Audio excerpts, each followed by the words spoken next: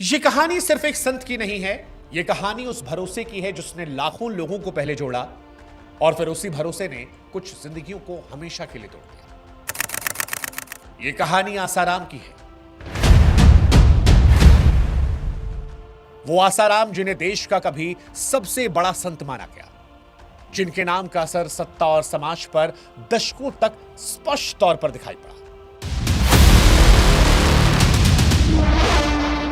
जिन पर करोड़ों लोग आंखें मूंद कर विश्वास करते थे, जिनकी सभाओं में लोग दुख, बीमारी और डर से राहत लेने जाते थे, जिन्हें उनके करोड़ों भक्तों ने ईश्वर का अवतार माना, उनकी तस्वीर को मंदिर में भगवान के बगल रखा, जिनके चरणों में बड़े बड़े राजनेता, बड़े उद्योगपति, प्रशासनिक अधिकारी और प्रभावशाली लोग बैठे दिखाई पड़े। लेकिन आसाराम की कहानी के दो हिस्से हैं।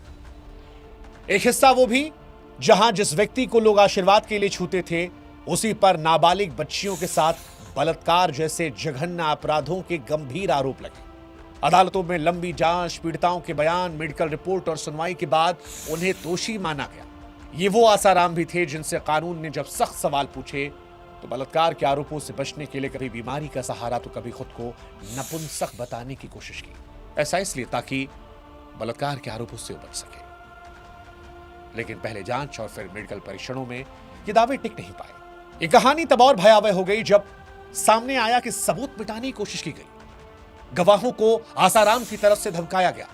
एक अहम गवाह की संदिग्ध हत्या ने दिखा दिया कि सच बोलने की कीमत कितनी भारी हो सकती है। जिन आश्रमों को सेवा, साधना, संस्कार का केंद्र बताया जा रहा था, वही आश्रम अदालत में अपराध के स्थल बनकर सामने आ रहे थे। यहीं आसाराम की दोहरी छवि पूरी तरह उजागर हो जाती है।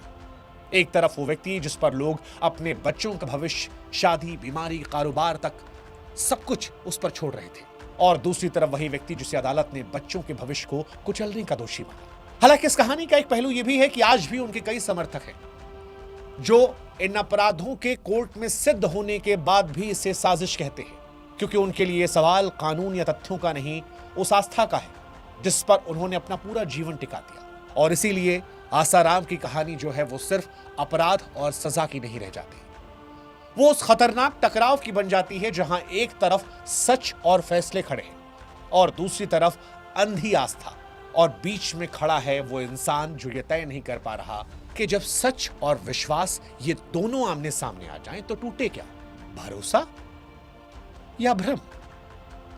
और यही असमंजस आसाराम की जिंदगी का है।